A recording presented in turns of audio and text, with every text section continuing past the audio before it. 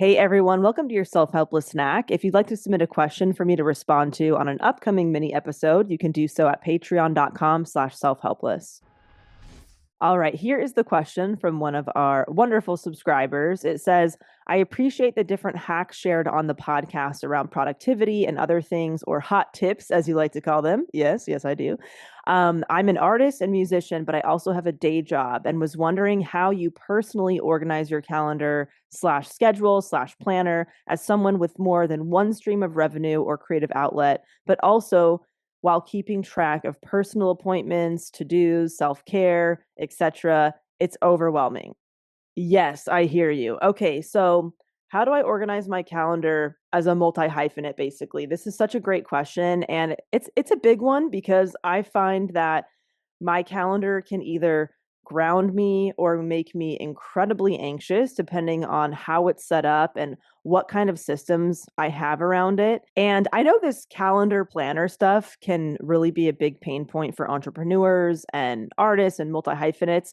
And some people don't feel the need to put a lot of effort into this stuff at all. Like my husband, for example, he doesn't really use a calendar in the same way that I really need to. Like he sees his calendar for work stuff when he signs into work. And then he sees our personal stuff on his Google Calendar on his phone. And that's pretty much it. He doesn't have a physical planner or anything like that. And he just writes little to do lists kind of as needed on a post it note or something.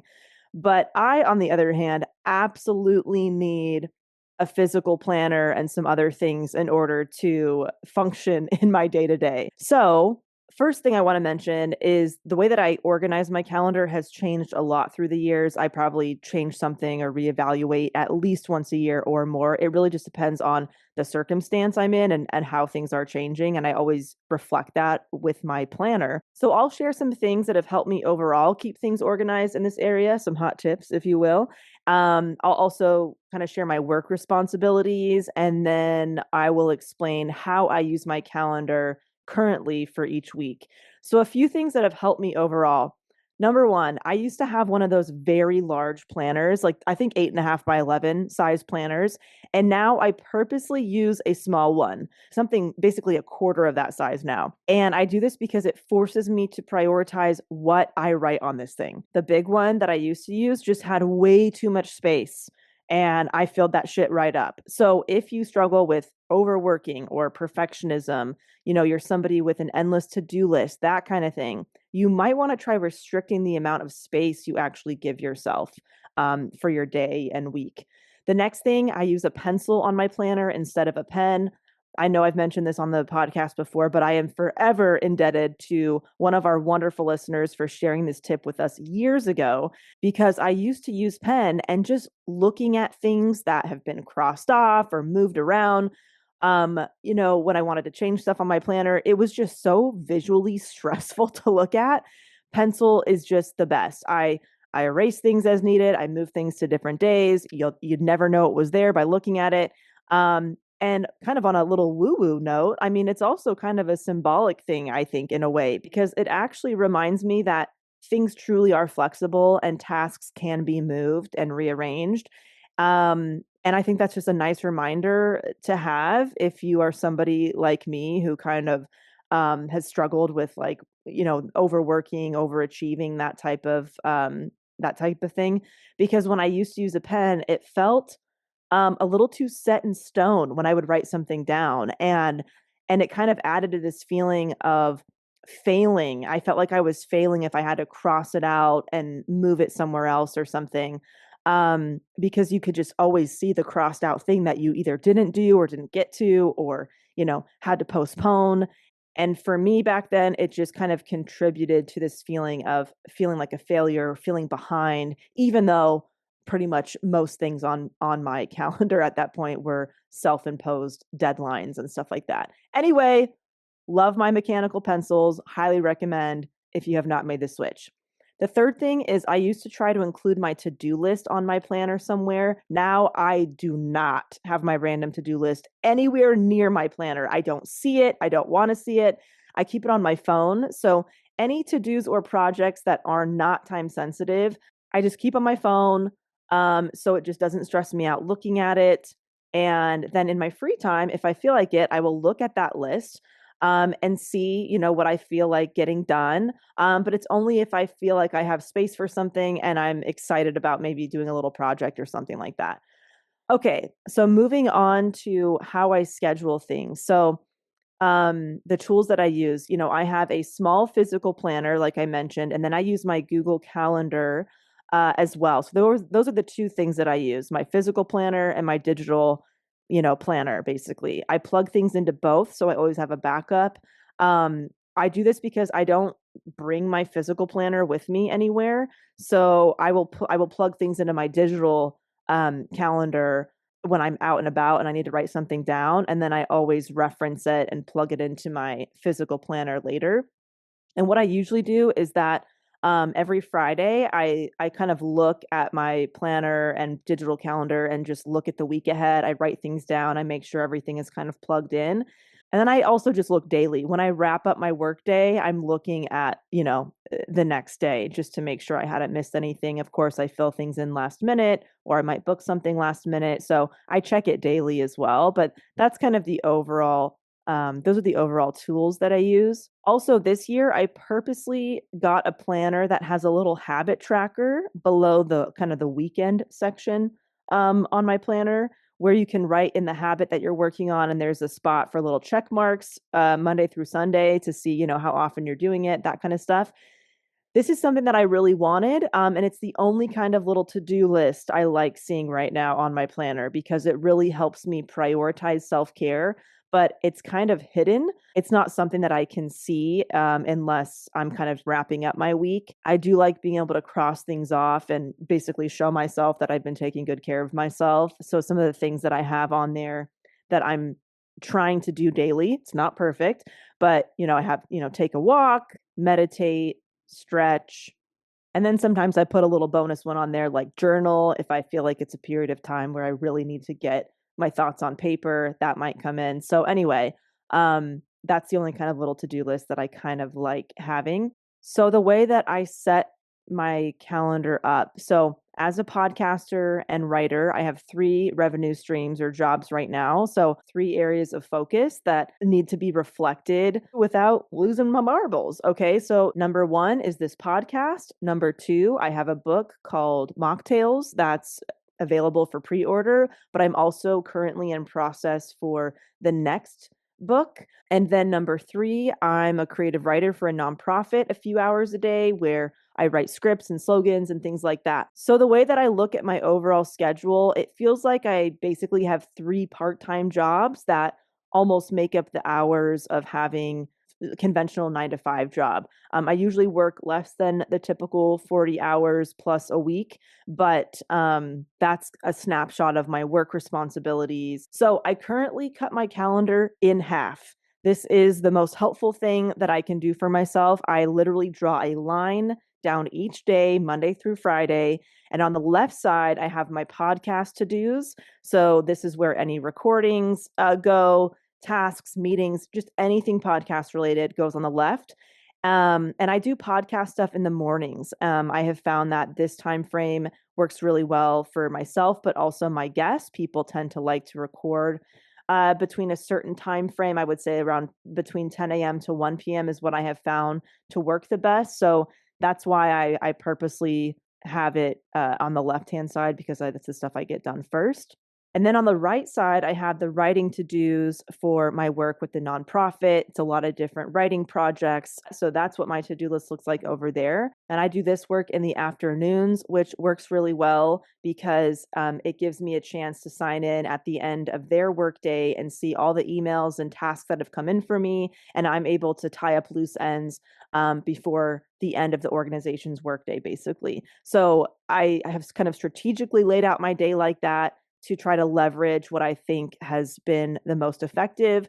But took a long time to kind of figure that out. And then the system that I have for projects, for example, like writing a book that might come up.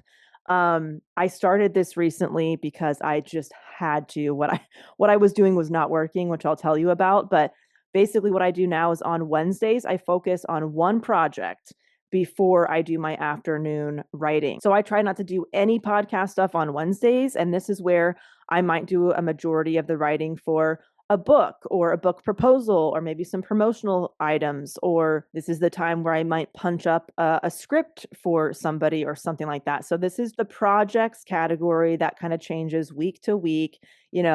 Some days I'm doing something like that. Sometimes I might be just updating something on my website or something for Self-Helpless. And of course, this changes if it needs to. Sometimes I have a writing deadline and I can't just work on something once a week. I might have to work on it 2 or 3 days a week and then shift some things around with my other, usual tasks. So this is how I learned, the hard way that I needed to restrict projects to once a week versus what I was doing, which was trying to incorporate it daily. So for many, many months, I had my calendar split into 3 sections, you guys. Oh my gosh. And this was the absolute fucking worst for my brain. I was switching gears constantly. It was way too much. I was so mentally depleted by the end of the day. I found that doing one job in the morning, then doing a different job in the late morning, and then a different one in the afternoon was just no.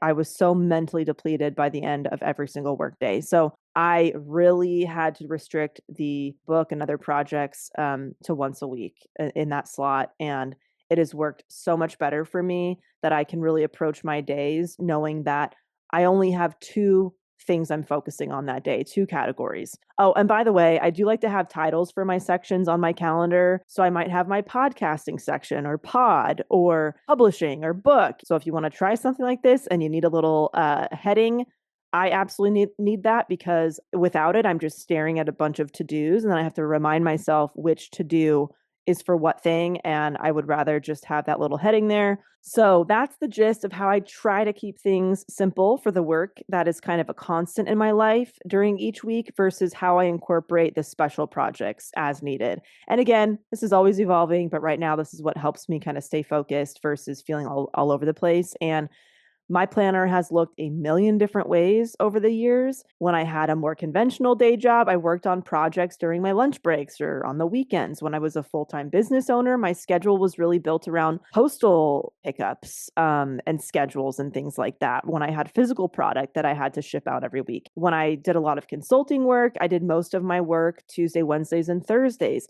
It has had a ton of iterations, and it's really just got to be personal to what helps you and what your current situation is, and just don't be afraid to tweak things as things change.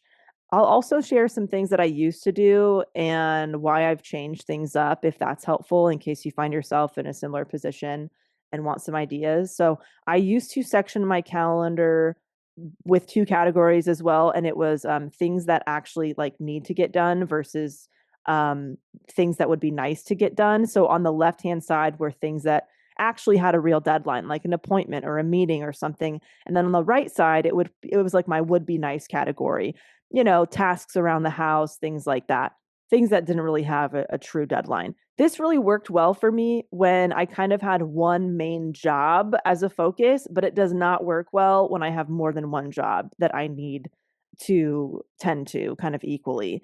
Another thing that used to help me was, instead of listing the would be nice to do's on my planner, which would make me feel kind of behind if I didn't get to any of those or all of those, I started only writing things in my planner on that list that I actually did do that day. So no matter what, by the end of the day, I'd feel pretty accomplished, because anything that was on my planner was something that I got done, versus I'm staring at a bunch of things that I didn't get to and I have to move or whatever. So that was helpful when I transitioned into not having like that random to-do list visible on my planner. One more thing, this is something I used to do when I was really trying to change my overall habit of shifting to more self-care actions versus kind of being solely focused on work. So every time I did something even remotely good for myself, whether it was, I don't know, eat an apple, or I took a walk around the block, or I sat down for 2 freaking minutes, whatever it was, I just put a little dot on my planner. This helped me see every day that I was taking care of myself. It kind of helped me shift this identity from being in workaholic mode to looking at myself as somebody who does put my health first. And if you're not doing that by default, it's something that I know that I've had to work at. And so you might need a little hack like that for yourself.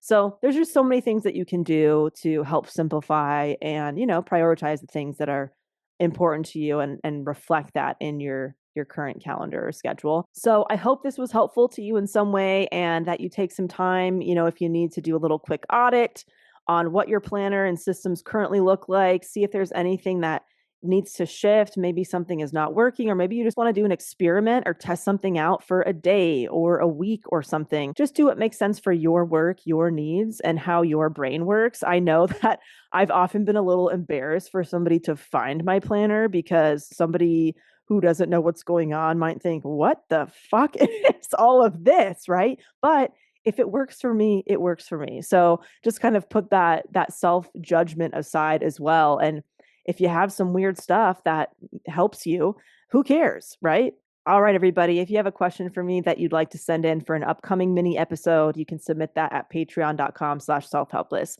Good luck with scheduling your life, and I'll talk to you soon. So glad you tuned into Self-Helpless. If you felt supported by this or past episodes, there are a couple ways you can help the show.